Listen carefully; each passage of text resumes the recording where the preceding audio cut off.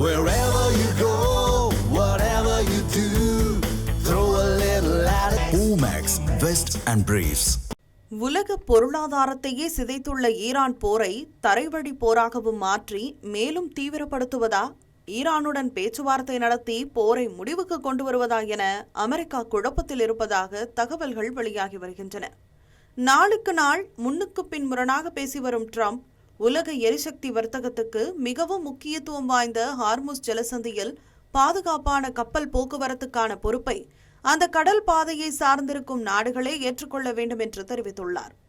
அதனால் இந்த பாதையை பயன்படுத்தும் நாடுகள் கடும் நெருக்கடியில் சிக்கியுள்ளன. இத்தகைய சூழ்நிலையில் ஈரான் போரால் ஏற்பட்டுள்ள நெருக்கடிகளை சமாளிக்க மத்திய அரசு 10 முக்கிய நடவடிக்கைகளை செயல்படுத்தி வருகிறது. ஏற்கனவே போர் காரணமாக ஒரு பேரலுக்கான கச்சா எண்ணெய் விலை $110 தாண்டி அதிகரித்துள்ளது. போர் மேலும் சில வாரங்களுக்கு நீடித்தால் இது $200 தாண்டும் என்றும் கூறப்படுகிறது. இந்த விலை உயர்வு இந்திய மக்களை பாதிக்காத வகையில் பெட்ரோல் மற்றும் டீசல் மீதான கலால் வரியை லிட்டருக்கு $10 குறைத்த மத்திய அரசு உலகளவில் ஏற்பட்ட விலை உயர்வு சுமையை தமது முதுகில் தாங்கிக் கொண்டுள்ளது.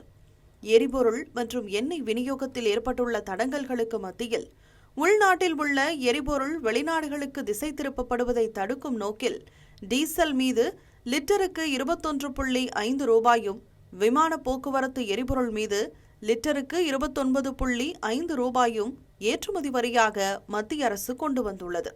நாட்டில் எல்பிஜி விநியோக மையங்களில் எரிவாயு தட்டுப்பாடு ஏதும் ஏற்படவில்லை என்று உறுதிப்படுத்தியுள்ள மத்திய அரசு நாள்தோறும் 50 லட்சத்திற்கும் அதிகமான உள்நாட்டு எல்பிஜி சிலிண்டர்கள் விநியோகிக்கப்பட்டு வருவதாக கூறியுள்ளது.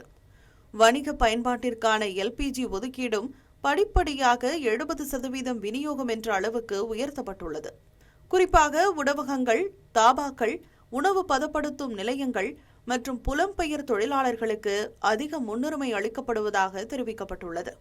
வீடுகளுக்கான பிஎன்ஜி மற்றும் போக்குவரத்து வாகனங்களுக்கான சிஎன்ஜி 100% திறனுடன் தொடர்ந்து தடையில்லாமல் விநியோகிக்கப்பட்டு வருகின்றன.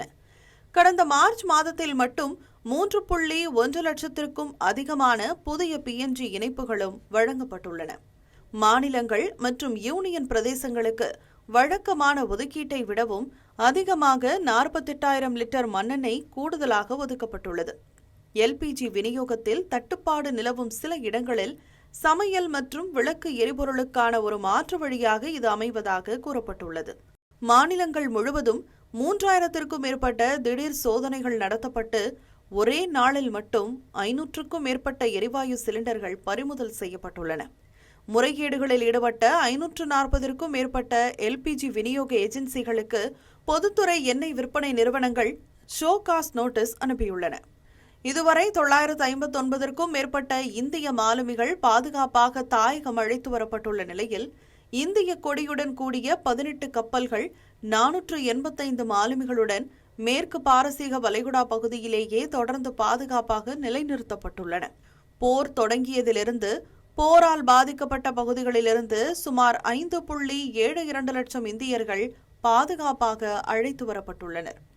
ஐக்கிய அரபு அமீரகம், ஓமன், சவுதி அரேபியா மற்றும் கத்தார் ஆகிய நாடுகளிலிருந்து பயணிகள் விமானங்கள் தொடர்ந்து இயக்கப்பட்டு வருகின்றன. மேலும் ஈரான், ஈராக் மற்றும் இஸ்ரேல் ஆகிய நாடுகளில் உள்ள இந்தியர்கள் மாற்று நாடுகளின் வழியாக பத்திரமாக அழைத்து வரப்பட்டுள்ளனர்.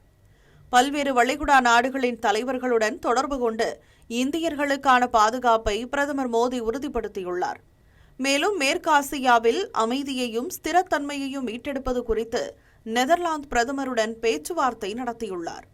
முறையான நடவடிக்கைகளை மத்திய அரசு எடுத்து வரும் நிலையில் மக்கள் பீதியடைய வேண்டாம் என்றும் அரசின் அதிகாரப்பூர்வமான தகவல்களை மட்டுமே நம்பும்படியும் மத்திய அரசு கேட்டுக் கொண்டுள்ளது. இக்கட்டான இந்த நேரத்தில் பொதுமக்கள் முடிந்தவரை எரிசக்தி ஆற்றலை சேமிக்கவும் மத்திய அரசு வலியுறுத்தியுள்ளது.